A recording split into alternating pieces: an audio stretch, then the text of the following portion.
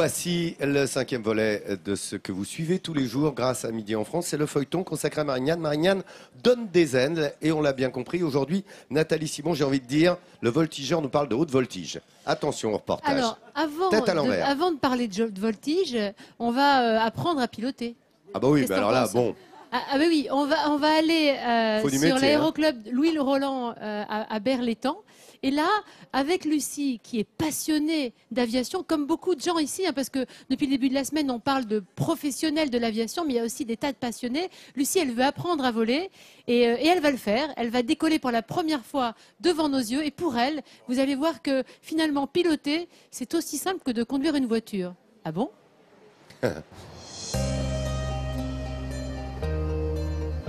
C'est depuis les hauteurs de Vitrolles que Marignane se dévoile comme une terre d'aviation. La ville est connue pour héberger l'aéroport de Marseille-Provence, mais c'est aussi une région où l'on trouve de nombreux aérodromes remplis de passionnés d'aéronautique.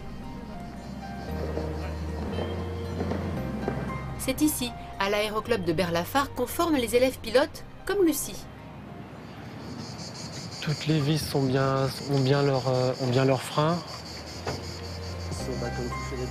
Lucie suit des cours de pilotage depuis 3 mois avec Jérôme, son instructeur. Aujourd'hui, c'est l'un de ses premiers vols. Avant de décoller, elle doit vérifier son appareil, un Cessna pouvant atteindre 250 km/h. Tu vérifies là que l'amortisseur n'est pas trop comprimé, donc on a le trait rouge qui apparaît, donc c'est bon. Pendant toute la formation, on apprend à l'élève à faire le tour de son avion, comme il sera amené à le faire lorsqu'il sera aux commandes et qu'il sera commandant de bord de son avion. Mais avant d'être aux commandes de son propre avion, Lucie doit réussir son examen qui comprend 45 heures de vol. Aujourd'hui, elle s'apprête à vivre un moment inoubliable. Son premier décollage. Allez, donc tu peux mettre ta puissance, tu lâches les freins, le top. Hop. Tu manches un peu à gauche, on a besoin de gauche et tu gères ton alignement. Dans les airs, Lucie assure un pilotage parfait. Son instructeur peut même profiter du paysage, car à 1000 mètres d'altitude, le panorama sur le littoral méditerranéen jusqu'à la Camargue est magnifique. Donc là on est sur ce qu'on appelle la côte bleue, et c'est la partie sud de l'étang de Berre, le long de la Méditerranée. Et là on est en 10 minutes, on est dans la Camargue, on a complètement changé de paysage, on a les marais salants à gauche. Là on est en train de remonter le Grand Rhône. Lucie doit désormais poser l'avion. C'est un moment de stress énorme car pour la première fois, Jérôme va lui laisser toutes les commandes. Voilà, tu poses réduction, des empaliers, parfait, tu bloques, tu continues. C'est pas grave, on bloque. Voilà. Et tu ramènes progressivement les pieds vers les freins. Commence à freiner, donc mets-toi parallèle. Je te mets un peu. Voilà, ben c'est parfait. Tu as fait l'atterrissage toute seule en Cessna. Lucie a réalisé un sans faute. Et à l'entendre à l'arrivée, piloter un avion est un jeu d'enfant. Je pense que c'est tout aussi difficile qu'une voiture. Il y a des choses qu'on apprend petit à petit, on acquit des réflexes, on oublie. C'est des choses qui passent en automatisme, comme avec une voiture, c'est plus long parce qu'il y a plus de choses à apprendre, mais c'est pas beaucoup plus compliqué. L'instructeur confirme les dires de Lucie, le brevet de pilote est un examen très accessible. Il n'y a pas besoin d'être Bac+5 pour passer son brevet de pilote. Il y a, comme le disait Lucie, donc il y a beaucoup de choses qui passent dans les automatismes. On est là pour donner des explications et on s'adapte aussi, on essaye de s'adapter à chaque fois à l'élève. Dans cet aéroclub, on apprend à voler, mais on transmet surtout la passion de l'aéronautique, et ce, quel que soit le type d'appareil. On peut aussi se former pour piloter un planeur. Quant aux amateurs de sensations fortes, ils peuvent s'initier à la pratique de la voltige. Et là, c'est la haute voltige, là, voilà. Alors justement, puisque Lucie, elle a l'air de nous dire que c'est pas compliqué, que c'est comme piloter une voiture, bon, Oui, c'est à voir, hein, quand même. Bon, voilà. Donc, on va passer au stade supérieur. On l'a vu là, dans la fin du sujet. La voltige.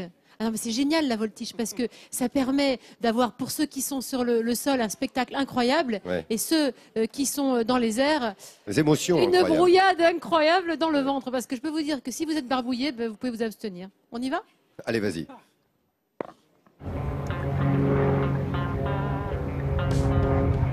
Dans le ciel de Marignane, un avion enchaîne tonneau, looping et renversement. Un balai aérien de haute voltige qui donne un peu le tournis.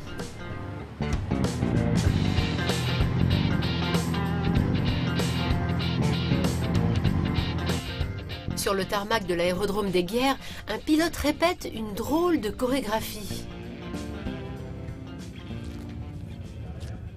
Guillaume, pilote de voltige, répète son programme au sol. En voici un petit aperçu. Globalement, ça va être une vrille d'eau suivie d'un retournement, avec un quart dans la descente, un renversement, sortie nègre, etc. etc. Voilà, Guillaume pilote un Extra 200, un engin léger, maniable et surtout très puissant. Pendant son vol, il va encaisser des accélérations allant jusqu'à 5G. Autrement dit, il pèsera à ce moment-là 5 fois son propre poids.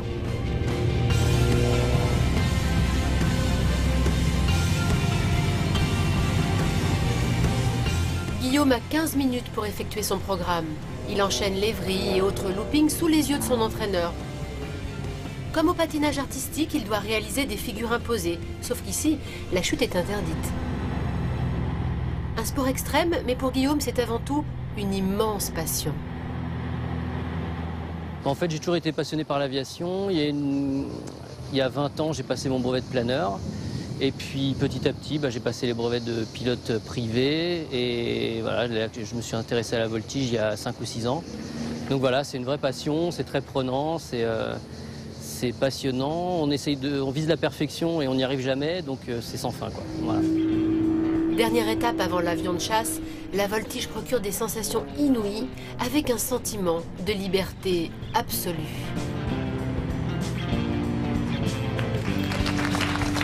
Moi j'ai un tout petit peu mal au cœur en regardant heureusement qu'on n'a pas images. encore mangé le hamburger. Comme ça. Nathalie, pour des gens comme nous qui avons un peu le mal des transports, là, Je veux c'est dire, vraiment toi et moi, indiqué, hein. oui, bien entendu. Mais en revanche, si comme Guillaume, vous êtes passionné par ça, vous allez sur l'aérodrome des Guiers et vous pouvez vous initier à la voltige. Apparemment, c'est des sensations assez uniques et cette liberté qu'ont les pilotes, je pense qu'elle est quand même assez intéressante. Puis si, comme nous, vous êtes un peu barbouillette, voilà, vous vous mettez sur le bord de mer et régulièrement, vous avez ces spectacles des voltigeurs et quelquefois de la patrouille de France, on en reparlera, qui se trouve juste à côté à Salon-de-Provence. Elle n'est pas loin la patrouille. Hommage à l'équipe de France de voltige aussi qui est à Salon-de-Provence. On en a parlé quand on était à Salon-de-Provence, qui est une équipe incroyable. Ouais, enfin là, c'est du haut métier quand même. Faut pas se risquer. Il faut bien apprendre avant. Voilà, et on l'a vu, et c'est vrai que l'école de France de Salon-de-Provence, eux, c'est l'excellence.